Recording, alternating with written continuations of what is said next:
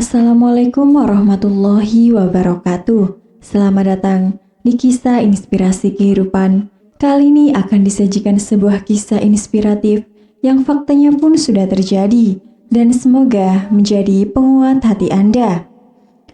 Ayahnya yang diurus pembantu mengadu tidak dikasih makan. Putranya pun marah dan langsung pulang. Dia terperanggah melihat pemandangan di depannya. Orang-orang bilang anak desa jauh lebih cepat dewasa, mandiri, dan Ahway adalah anak desa dan berkat usaha kerasnya, dia berhasil diterima di sebuah universitas ternama di kota.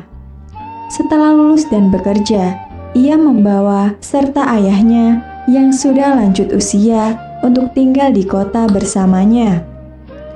Ahway dibesarkan oleh ayahnya sendirian dengan susah payah karena ibunya sudah tiada sejak dia masih kecil. Sejak kecil, ia diajari oleh ayahnya untuk rajin belajar agar bisa sukses di masa depan.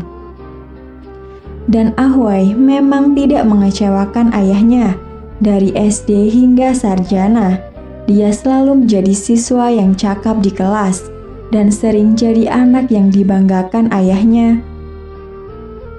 ke kerabat maupun tetangganya di desa.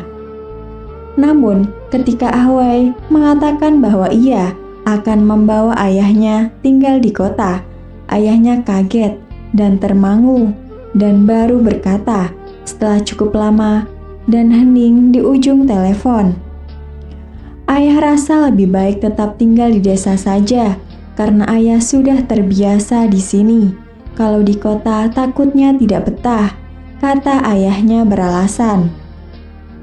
Namun, Ahway terus membujuk ayahnya agar tinggal di kota. Ia beralasan akan lebih nyaman baginya merawatnya jika tinggal bersamanya dan sangat cocok untuk ayahnya yang sudah pensiun. Ayahnya yang awalnya tetap tidak mau tinggal bersamanya di kota karena Ahway selalu membujuknya. Akhirnya ayah pun setuju untuk pindah ke kota dan tinggal bersamanya. Sesampainya di kota dan melihat-lihat rumah anaknya, sang ayah terus memuji-muji anaknya yang membuatnya bangga karena sudah punya rumah sendiri. Setelah itu, Ahway menyuruh ayahnya istirahat dan mengatakan bahwa dia sudah mencarikan seseorang pembantu untuk mengurus semua keperluannya saat dia tidak berada di rumah. Setelah itu, ia mengenalkan ayahnya pada Kyohua yang sedang memasak di dapur. Kyohua tampak tersenyum sekilas kepada ayahnya dan kembali memasak. "Ayah, kalau mau makan sesuatu, bilang saja kepada Kyohua," kata Ahway. "Anak bodoh, untuk apa menghamburkan uang kalau hanya untuk itu? Ayah kan bisa masak sendiri, pasti mahal ya memperkerjakan pembantu." "Tidak apa-apa ayah, anakmu sekarang sudah punya uang. Ayah tenang saja, kita harus makan makanan yang paling enak," kata Ahway. Meski kondisi rumahnya sangat bagus, tapi Ahway jarang pulang ke rumah. Dalam seminggu, bisa istirahat sehari saja di rumah. Sudah lumayan.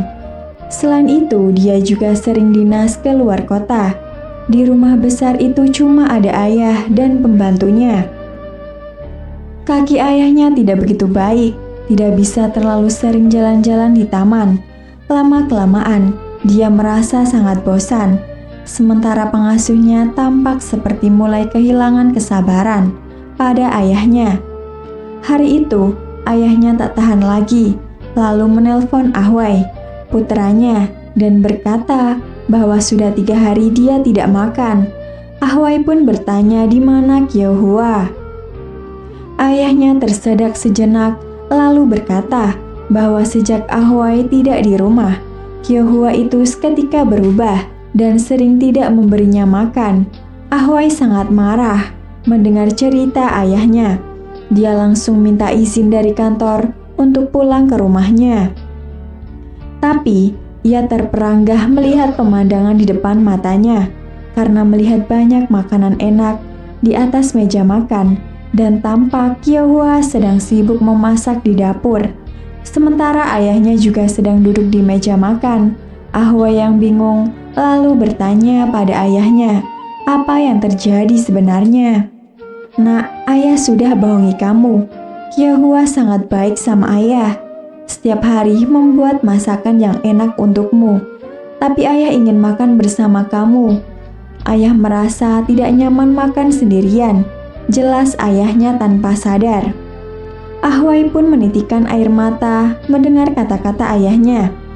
Ia berjanji akan sering-sering pulang untuk menemani ayahnya makan. Meskipun ini cerita fiktif, tapi kisah ini mengingatkan pada kita semua. Sesibuk apapun kita, ingatlah untuk pulang ke rumah.